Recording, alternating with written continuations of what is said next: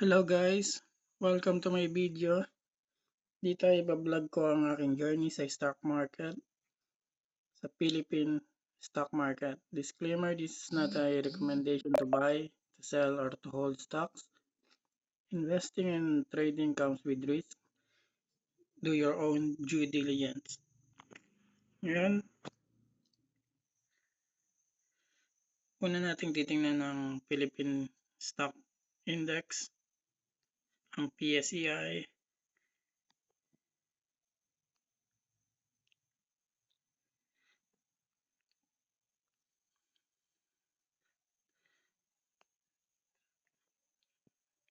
Kung titingnan nyo, nabasag niya na yung trend line na to. At ngayon ay may possibility na mag-uptrend na siya. Nakawala na rin siya sa box na consolidation. Pero maaari siyang mauntog sa 200 EMA.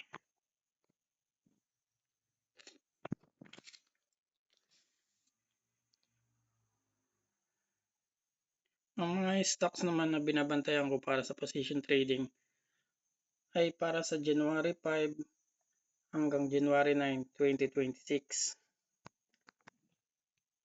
Unahin natin ang JGS. JGS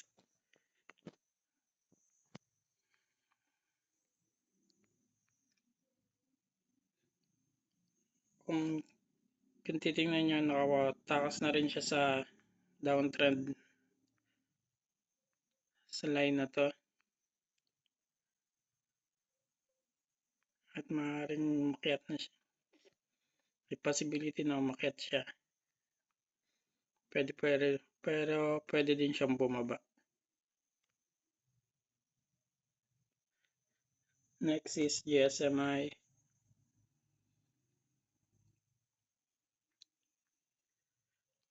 Halos sideways lang to. Halos ang taon. Pero ngayon ay may possibility na mag-uptrend na siya pag nabasag niya na itong 299.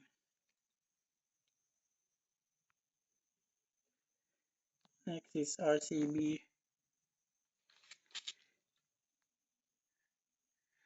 RCB sideways lang din.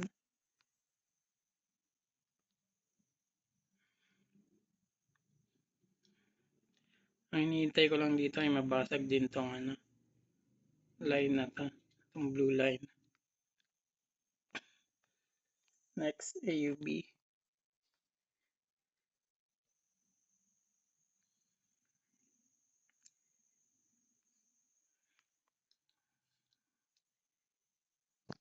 AUB nasa sideways, short term sideways. Pag nabasag din tong line na to, hintay ko lang din mabasag tong line na to. MACD near 0. Next, Costco. Costco na break yung line na hinihintay ko. Baka may possibility na bumili ako nito sa Lunes. Cut loss ko ay sa 689. Target is 785. Next, PSE.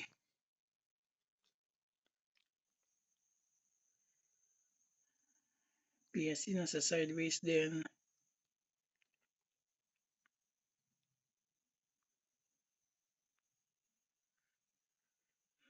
Na-break niya yung blue line na tinitingnan ko. Pero maaari din siya mauntog dito sa all-time high. 210. All-time high ba yan? Ay, hindi pala siya all-time high. Pero mataas siyang recent high. Pag nabasag niya, ito yung mas mataas pa. Hindi pa rin yun yung all-time high.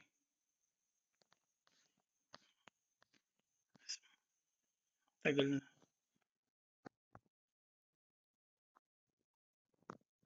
59. Yata yung pinaka-tama yun.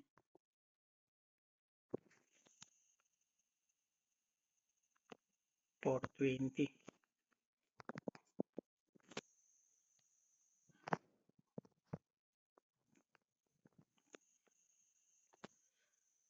Next, STI.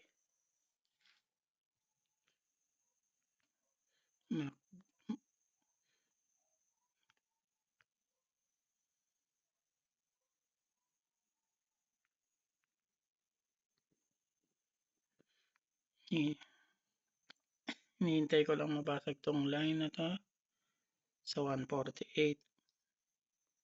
Next, keeper.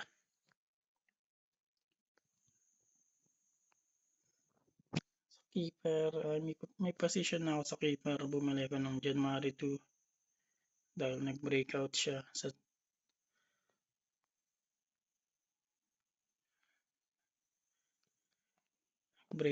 nung December 29.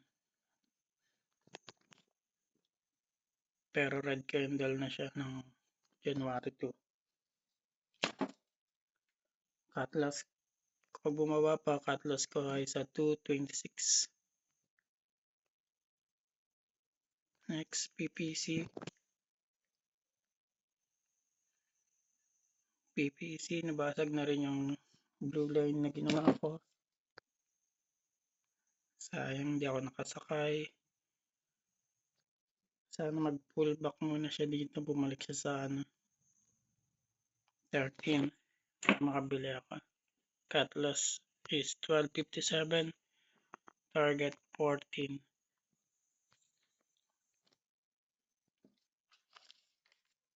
Sa swing trade naman, ICT.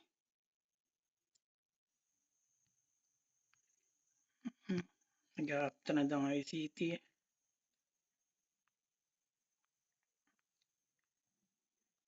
Break and retest. Pinabantayan ko ito bilang break and retest. Sa line na yan. Gintayin na lang ako ng bullish candle. Tapos baka tumaas siya pa ganyan. Next, SCC.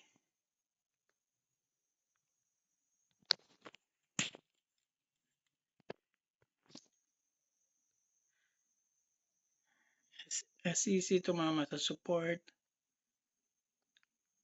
Support na 27.73.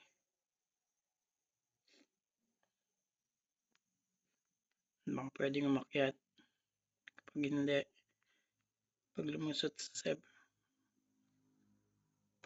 sa 26.72, downtrend na, cut loss.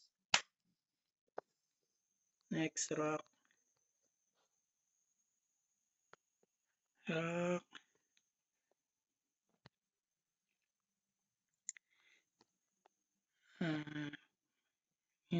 Maghihintay ako ng pullback sa 179.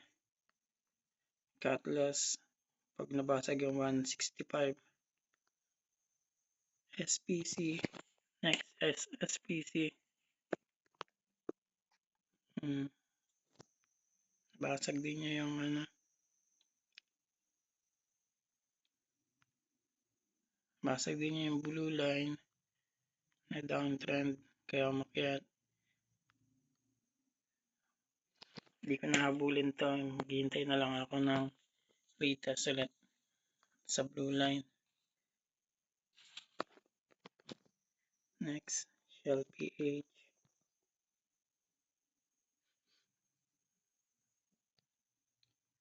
Shell PH. May resistance siya sa 660. Basag niya at nag-retest. False breakout kaya ata or retest lang. Pag lumusot, false breakout. Pag nag-hold at merong green candle, baka pwede siyang buying opportunity, tapos pwede umakyat. Pag nag-fail, cut loss sa around 573. Next is web.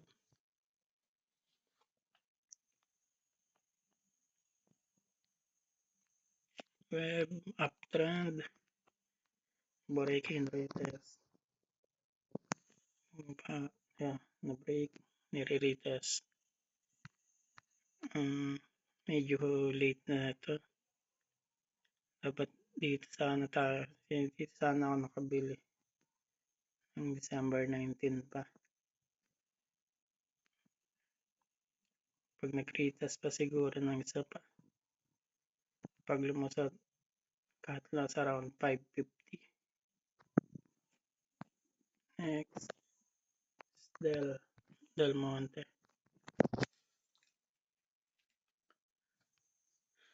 Del Monte, break and retest din.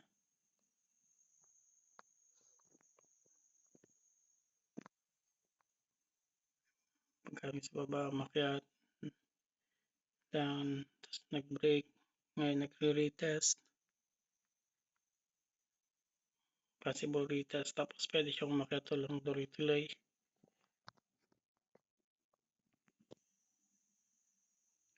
Kapag nag-fail, cut loss around 420, 425.